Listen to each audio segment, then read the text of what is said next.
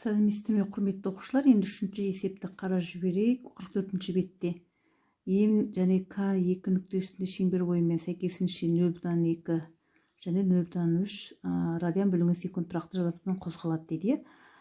Бастапқыда мезеттегі бұрышы пи бөлінген 3 болса, қанша уақыттан кейін кезігеді дейді. Міне, мына сурет бойынша айланып тұр. Айланады да қайт бастапқы нүктесіне келеді дедік. Жақсы балалар, енді берілгенін жазып алайық. Бұл нөмірі 3-ші есеп. Қане айтып жеріңдер бізде. Жылдамдық бірнешеге тең, омега 1 тең болады бізде. 0,2 рад бөлінген секунд, омега 2 тең болады. 0,3 рад бөлінген секундқа тең екен. Қанша уақыттан кейін кезігеді? Табу керек,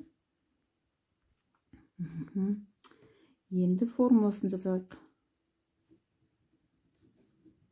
Қандай формула бар? Бұрыштық жылдамдық дегеніміз дененің бұрылу бұрышының бұрылуға кеткен уақытқа қатынасы. Өлшем бірлігі радиан бөлінген секундқа тең. Енді біз қисықсыздық қозғалыс үшін, яғни бұрыштық жылдамдықтың негізгі теңдеуін жазып алуға болмас. Онда фи тең болады фи 2 азайтылған фи 1 деп, осылай жазып алуға болады.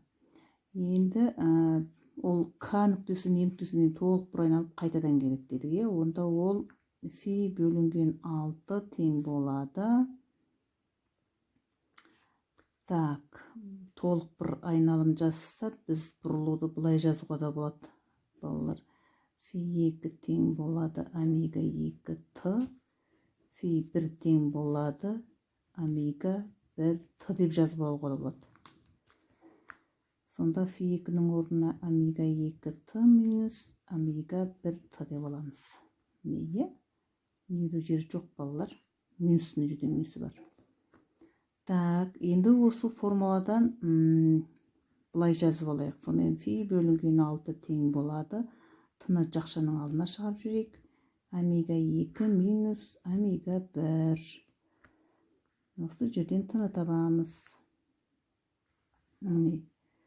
Пропорция сияқтасында бір түрде ойлап, бұлай көбейтеміз. Сонда фи үстіне кетеді 6 омега 2 минус омега 1 шықты, міне балалар. Тең. Мынаның мәні 3,14 білеміз, 6. 0,3-тен 0,1 екен азайсақ, 0,1.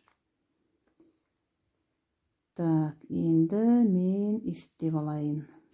3,14-ті 0,6-ға бөлейік, қанша болады екен?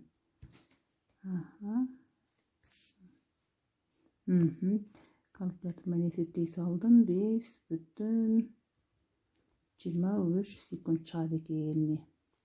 Құрметті оқушылар, осы есептен сонда міне формуланы ұмытпайық.